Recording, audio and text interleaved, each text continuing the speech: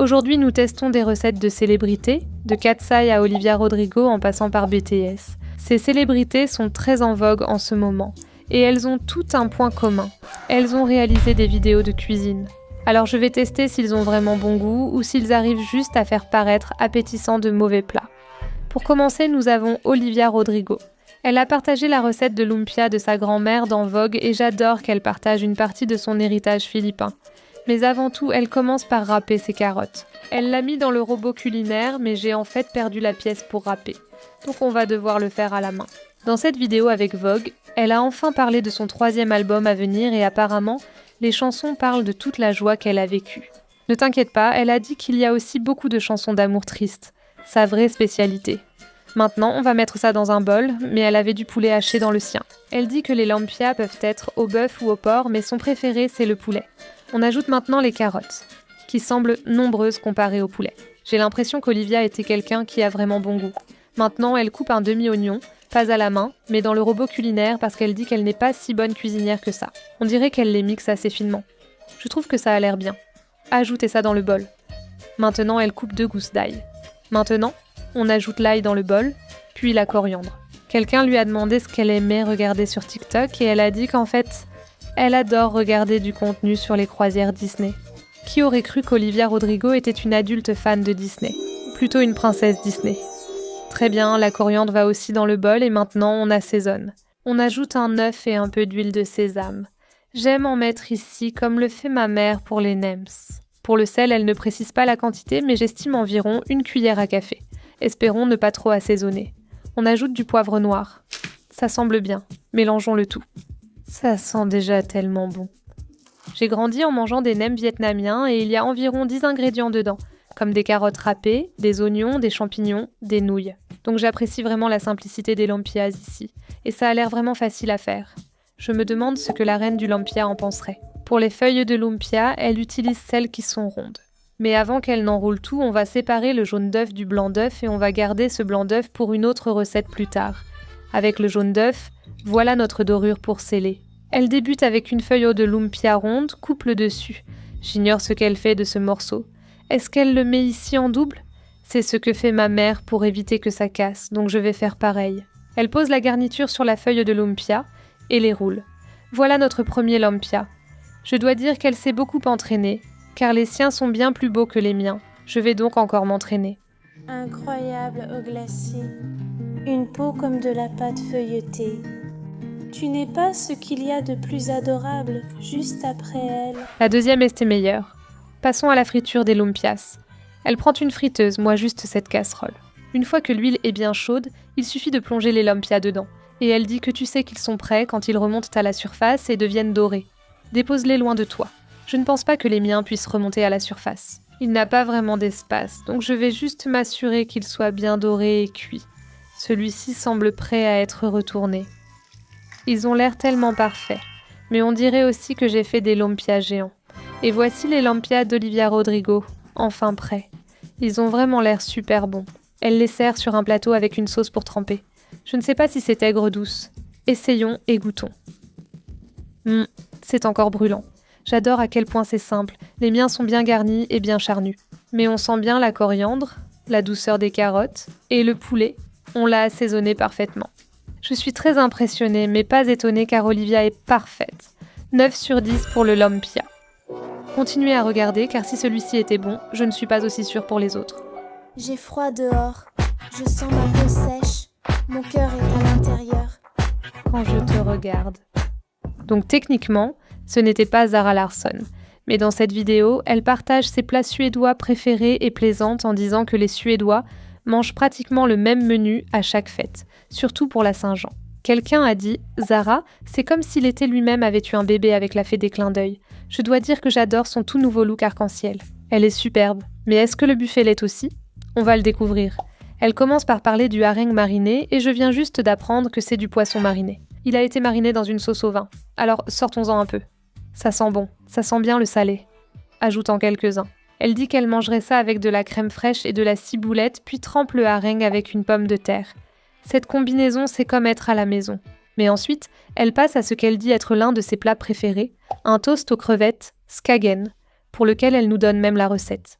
Et tout ce qu'il contient, ce sont des crevettes. J'utilise de petites crevettes, avec mayonnaise, anettes et oignons sur pain grillé. J'ai l'impression que la recette n'est pas complète et qu'il faudrait peut-être ajouter du jus de citron, du sel et du poivre pour l'assaisonner. Mais mes amis suédois, ai-je commis un crime ou est-ce acceptable ? Parce qu'elle mentionne que vous n'utilisez pas beaucoup d'assaisonnement et que vous laissez simplement les ingrédients être les vedettes. Alors dites-moi si j'ai tout gâché. Mais maintenant, mélangeons. J'adore toutes les différentes couleurs ici. Et ici, nous avons notre toast, sur lequel je vais juste ajouter les crevettes directement dessus. Et l'exemple qu'ils nous ont montré dans la vidéo avait aussi un peu de caviar de saumon. Chic. Placez-le directement dessus. J'ai remarqué que son assiette avait aussi des oignons rouges marinés, typiques de la cuisine suédoise. Essayons le hareng mariné avec crème aigre et pommes de terre. On aime tout ce qui est mariné. Le poisson mariné ne semble pas très appétissant, mais est-ce bon ? Je n'ai jamais mangé de hareng mariné, donc ça va être intéressant. Santé. Il a une texture ferme et un peu gluante, mais ça ne me dérange pas parce que j'adore les sushis. Ce que j'aime le plus, c'est cette saveur marinée et salée qui le rend vraiment intéressant. Et puis, associé à la pomme de terre et à la crème aigre, c'est en fait vraiment bon. Essayons son plat préféré, le toast aux crevettes, et je vais aussi mettre quelques oignons rouges marinés juste dessus. Je ne sais pas si j'ai gâché le goût en ajoutant du sel et du jus de citron, mais c'est vraiment bien équilibré. Si vous aimez la salade de homard, c'est très similaire avec l'ajout de l'aneth. Et comme j'ai ajouté des œufs de saumon, ça apporte aussi une petite touche salée, très agréable.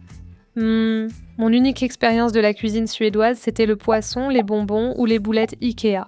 Je n'avais jamais goûté ça, mais c'est délicieux.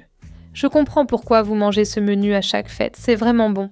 L'assiette suédoise de Zara mérite 9 sur 10. Quelqu'un a dit qu'elle est vraiment incroyable. Ensuite, nous avons tout le casting de ExoKitties qui partage ses astuces pour les ramen. Donc bien sûr, on va commencer par le personnage principal Kitty. Et nous allons préparer ses nouilles ondulées. Elle les appelle nouilles ondulées parce que c'est ce qu'elle mangeait quand elle était petite. Elle a parlé du ramen qu'ils utilisent, qui s'appelle Nissan. J'ai fait des recherches. C'est le ramen au poulet top ramen, mais dans la vidéo, ils ont utilisé celui-ci. Donc on va faire pareil. Pour son ramen, elle a besoin de ramen, d'épinards et de graines de sésame. Allons cuire le ramen. Versez un peu d'eau et laissez l'eau arriver à ébullition.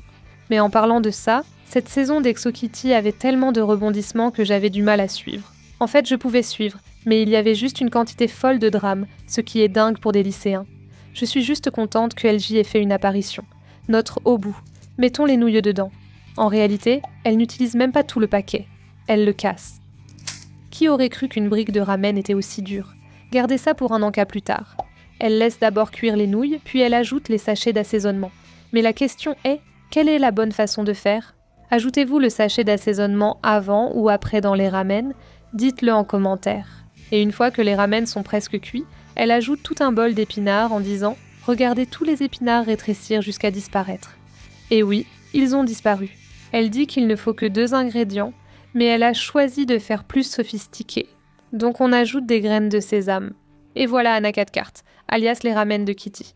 Je ne sais pas si c'est vraiment une astuce ou si c'est juste ajouter des épinards et des légumes, mais ça vaut vraiment le coup d'essayer. L'épice te frappe au fond de la gorge. Je ne sais pas si les nouilles originales étaient épicées, mais celles-ci le sont vraiment. Et j'apprécie que les épinards aident vraiment à adoucir un peu le tout. 7 sur 10.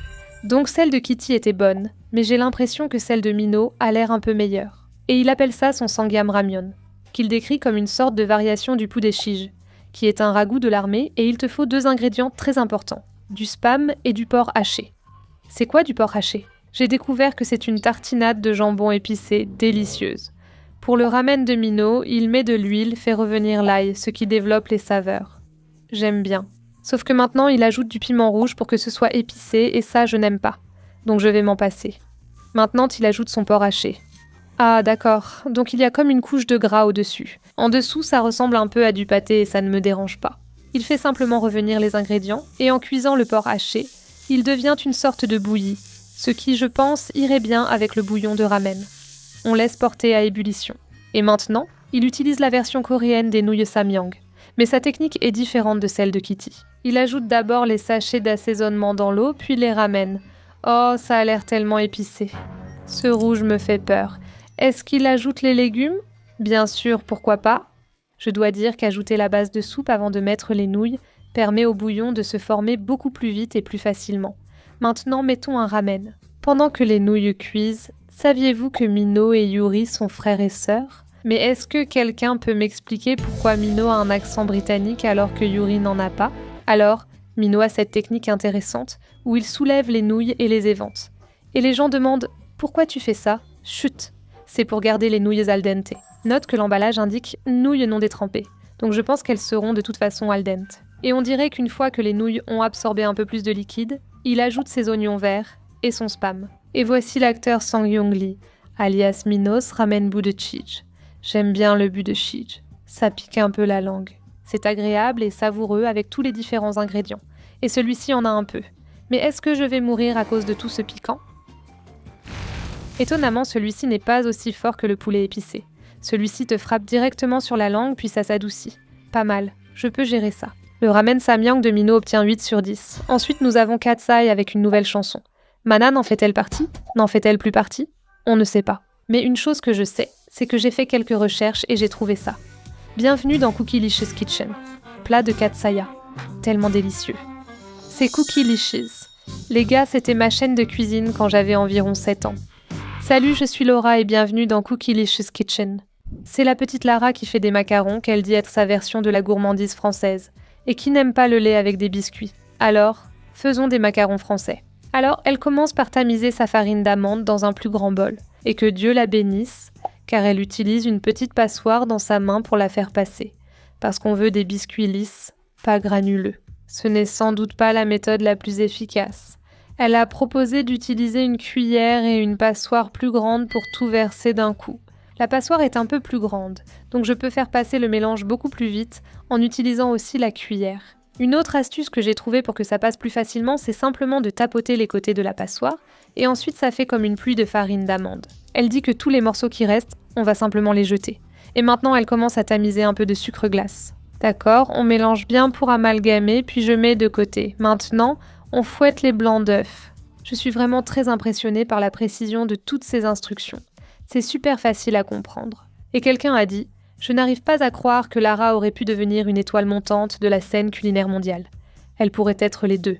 Elle pourrait être une superstar mondiale et une sensation culinaire. Pourquoi ne pas tout faire ? Mais maintenant, nous allons utiliser les blancs d'œufs de la recette d'Olivia Rodrigo avec 2 autres blancs d'œufs. Et avant de les fouetter, elle ajoute de la crème de tartre et du sel. Et maintenant, fouettons le tout jusqu'à ce que ce soit bien mousseux. On veut des pics fermes. D'accord, donc une fois qu'on arrive presque au résultat souhaité, elle ajoute du colorant alimentaire pour que ce soit rose. Elle a dit que la couleur s'estompe à la cuisson, donc il faut qu'elle soit vive. Je vais ajouter une autre goutte. Oui, ça semble bien. On dirait de la barbe à papa. Les blancs d'œufs sont prêts. Et maintenant, elle dit qu'on va ajouter les ingrédients secs dans les blancs d'œufs petit à petit, en mélangeant jusqu'à ce que ce soit bien lisse. Les blancs d'œufs sont si mousseux, ils me rappellent des marshmallows. Je ne veux pas trop les mélanger. Passons à la deuxième tournée. Je vais être honnête. J'ai un traumatisme d'avoir fait ces biscuits pour cette vidéo il y a 100 ans. Ils sont difficiles à faire. Ça commence à prendre forme, mais c'est encore un peu grumeleux, donc je continue à mélanger.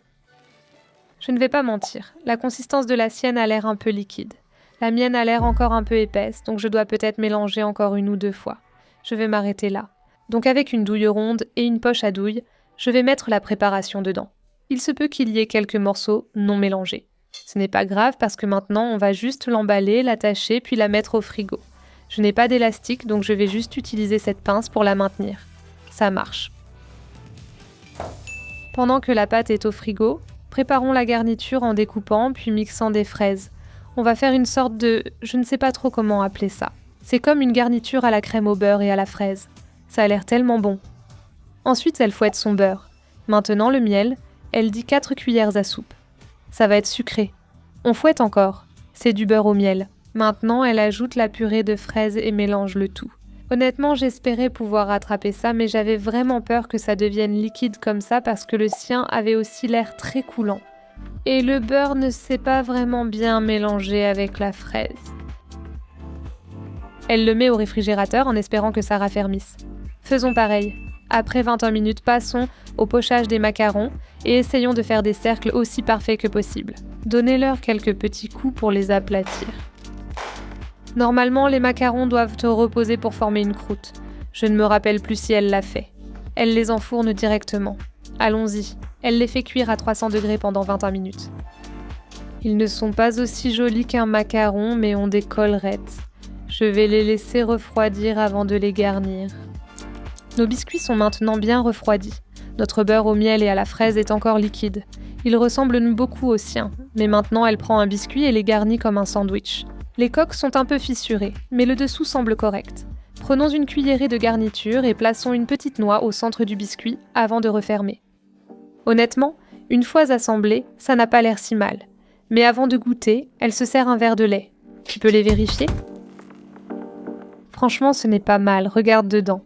L'extérieur n'est pas aussi joli que les macarons d'une boulangerie française, mais l'intérieur et le goût sont vraiment bons.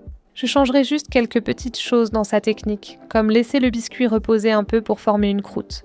Ça aide à éviter que le biscuit ne se fissure comme ça. J'utiliserai probablement beaucoup moins de fraises mixées et de beurre au miel. Mais dans l'ensemble, c'est incroyable pour une fillette de 7 ans. Et honnêtement, je suis vraiment impressionnée. Donc je vais donner à la petite Laura un 8 sur 10. Génial, génial, je veux découvrir toutes tes peurs. Aujourd'hui, on parle de BTS. Et tu sais ce que j'ai découvert à leur sujet ? BTS a beaucoup de vidéos de cuisine. Ils sortiront même un livre de cuisine en septembre et je pourrais faire un suivi là-dessus. Mais dans une autre vidéo récente de Vogue, c'était en gros un épisode de Hit Jin avec V et Jimin. Quelqu'un a dit que Jin se battait pour sa vie face au chaos culinaire de Vimin. Et c'était vraiment chaotique. Ils ont préparé une boisson appelée Misugaro et ça s'est transformé en débat pour savoir quel style était le meilleur. Donc je dois aussi le découvrir. Donc si vous vous demandez ce qu'est le Misugaro, je suis allée à H-Mart et j'ai trouvé ceci. C'est en fait un latte de céréales grillées avec 12 à 15 céréales différentes. Le mien était déjà prédosé. Nous allons donc commencer avec le Misugaro style poussin de Jimin. Il commence par ajouter la poudre directement dans la tasse. Pour l'eau, je pense qu'il la verse à vue d'œil jusqu'à la moitié. Ça a l'air bien. Et pour la version de Jimin, il ajoute du sucre, ce dont il se rend vite compte que le sucre n'a pas d'odeur. J'indique qu'il faut mettre bien plus de sucre qu'on ne le pense.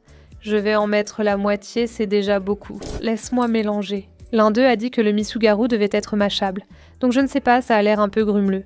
Ajoutons des glaçons et maintenant, on va faire la version de V, à la façon de Daegu. Pour la sienne, il commence avec du lait, puis ajoute la poudre de Misugaro. Je trouve le résultat un peu grumeleux, mais en mélangeant vite, ça finit par se dissoudre. Et puis, mais pour sa version, au lieu du sucre, il utilise du miel. Je vais mélanger. Le miel a tendance à s'agglomérer au fond. Ça devrait aller. Ensuite, ajoutons des glaçons. Maintenant, voyons si le style Busan de Jimin était meilleur ou la version de Daegu devait comber. C'était très sucré. J'aime le goût torréfié, mais pas la forte teneur en sucre. Essayons celui-ci. Aussi très sucré, mais contrairement à V, je préfère la version au lait. Lui a choisi le style Busan, plus sucré. Tu sais ce que j'en pense ? Ce serait excellent avec du café. Les deux sont vraiment trop sucrés, mais j'aime bien le goût de la poudre. 7 sur 10. On prépare maintenant les pâtes aux champignons et truffes de Jungkook, qui semblent délicieuses. Il commence à couper les oignons.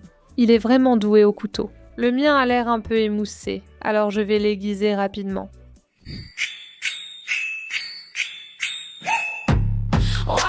Watch this, be going hooligan. We pop out, yeah, we acting a fool again. Mon couteau est affûté, préparons les pâtes. Les oignons sont prêts, coupons les champignons. On est d'accord que le nouvel album est génial, non ? Je dois avouer que je suis une nouvelle Army et que j'ai un peu de retard à rattraper. Mais V a bien dit que c'est le chapitre 2, une nouvelle ère et qu'ils veulent marquer le coup. Et au passage, ils ont gagné de nouveaux fans comme moi. Et maintenant, pour la partie des pâtes, il utilise des pâtes de type calamarata ou pacheri, qui ressemblent à des calamars. Donc je vais les faire cuire à l'arrière. Les pâtes cuisent, alors préparons le reste des ingrédients. Dans une poêle, il ajoute un peu d'huile puis il commence à caraméliser ses oignons. Une fois que c'est bien tendre, on dirait qu'il ajoute du sel, du poivre puis les champignons. Et maintenant il ajoute une sorte de liquide. Je suppose que c'est de l'huile de truffe. Il en met beaucoup, ça sent tellement bon. Il ajoute un peu de beurre puis peut-être de la crème. J'utilise un mélange moitié lait, moitié crème. Après le lait, je le vois mélanger avec les pâtes, donc j'ajoute le mien. Oh là là, ça a l'air incroyable. J'en ai l'eau à la bouche. J'aimerais que vous puissiez sentir ça à l'huile de truffe. Mais ensuite, il en ajoute encore un peu. L'huile de truffe c'est cher, seule une idole comme Jungkook pourrait en verser comme ça. Et puis il met les pâtes dans son assiette avec des pinces. Il faut garder la forme de ses pâtes calamar. Pour finir, râpe beaucoup de fromage et un peu de poivre noir. Voici les pâtes aux champignons et à la truffe de Jungkook. J'ai perdu mes piercings de lèvres. Mais les pâtes sont délicieuses. C'est crémeux, c'est salé. Il y a ce goût de champignons. Même si tu n'aimes pas les champignons, je trouve que l'huile de truffe rend ça tellement raffiné. Est-ce que Jungkook sait cuisiner ? Oui, il sait vraiment cuisiner. 10 sur 10. Quelle célébrité admires-tu le plus ? Dis-le en commentaire. Si tu as aimé cette vidéo, regarde aussi mes autres recettes de célébrités.